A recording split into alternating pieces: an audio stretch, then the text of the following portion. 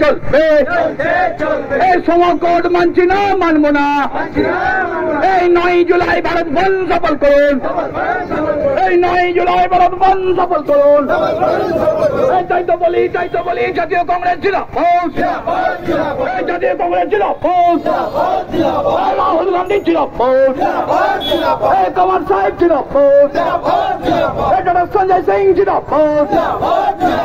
সাধারণ মানুষের পাশে আইন টুসি আছে, থাকবে। রিক্রুটমেন্টের পলিসি করতে হবে। স্থানীয় বেকারদের চাকরির দাবিতে আমাদের লড়াই চলছে, চলবে।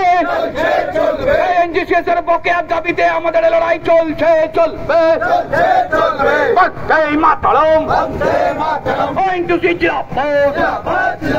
আইন টুসির পতাকা তোলে সব ভারতের শ্রমিক শ্রেণী লড়ছে, লড়বে। এনজিসিএস এর বকেয়া না অব্দি আমাদের লড়াই চলছে, চলবে। এই কন্ট্রাক্টর ভাইদের 26,000 টাকা মিনিমাম বেসিক করতে হবে, পলিসি করতে হবে। এটাই তো বলি বন্দে মাতরম, এই ম্যানেজমেন্টের কালো হাত ভেঙে দাও, ঘুরিয়ে দাও।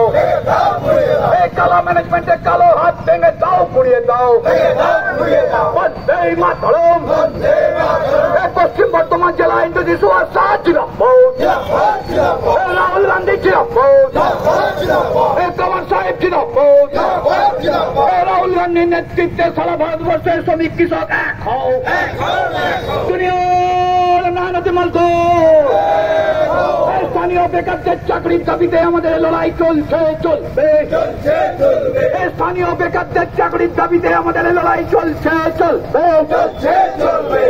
আইএসপি দুর্গাপুর এবং এয়ারস্টিলে কনফিল্ডের দাবিতে, কম্পেনসেশনের দাবিতে লড়াই চলছে, চলবে।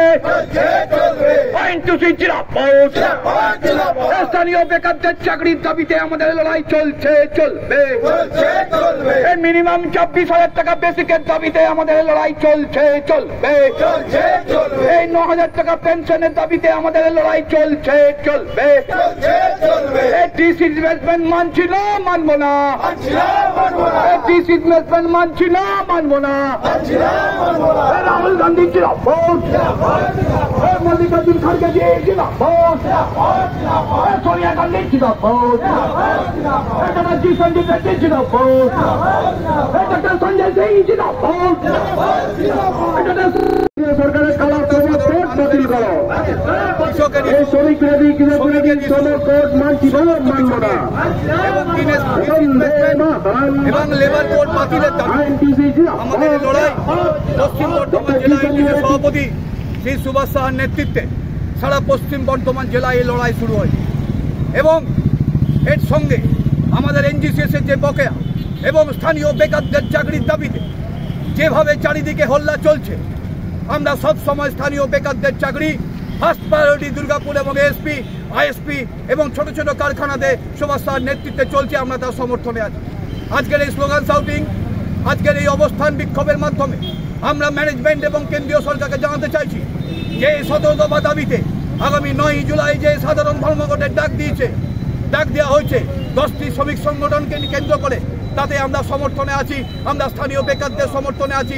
কৃষকদের দ্রব্যমূল্য বৃদ্ধি, শস্যের মূল্যের বৃদ্ধির জন্য আমরা আছি এবং যেভাবে দ্রব্যমূল্য বৃদ্ধি হচ্ছে তার এগেস্টে আমরা আছি। এবং এই 17 দফা দাবিতে আজকে অ্যালোস্টিল এবং ডিএসপি আইনটুসির পক্ষ থেকে সুভাষ সাহার নেতৃত্বে স্ট্রাইক নোটিশ দেওয়া হবে এবং আমরা এইচএসডব্লিউ আইনটুসি যার নেতৃত্ব আছি তারা সবাই সমর্থনে আছি। এবং আগামী দিনে বেকারদের চাকরির দাবিতে 26,000 টাকা মিনিমাম বেসিকের দাবিতে, 9,000 টাকা পেনশনের দাবিতে, ডিসইনভেস্টমেন্টের প্রতিবাদে এবং লেবার কোড বাতিলের দাবিতে আমাদের এই লড়াই আমরা সবাই সমর্থন করেছি। আগামী দিনে লড়াই আরো বৃহত্তর হবে। আর কি কি মূলত ইস্যু আছে আপনাদের? ইস্যু আছে মিনিমাম 26,000 টাকা বেসিক দিতে হবে, লোকাল ছেলেদের রিক্রুটমেন্টের প্রায়োরিটি দিতে হবে, লেবার কোড বাতিল করতে হবে, ডিসইনভেস্টমেন্ট মানছি না, মানবো না। প্রত্যেককে 9,000 টাকা পেনশন দিতে হবে। আমরা কৃষকের যে শস্যের মূল্য দিতে হবে এবং একতরফা কোনো সিদ্ধান্ত যেভাবে রাজ্যসভায় যেভাবে সংসদে এবং রাজ্যসভায় যেভাবে একতরফা মোদীজি পাস করছেন সেটা আমরা ঘোর বিরোধিতা করেছি। আমরা বলেছি বিরোধী দলকে সমর্থন করে সম্মান জানিয়ে যা কিছু আইন আনতে হবে, এইসব জিনিস আমরা মানছি না, মানবো না।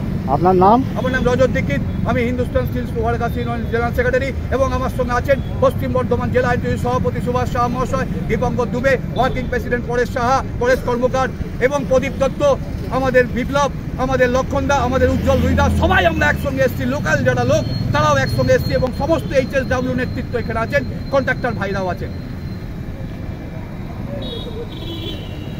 বন্দে মাতরম। 9 জুলাই ভারত বন্ধ সফল করো।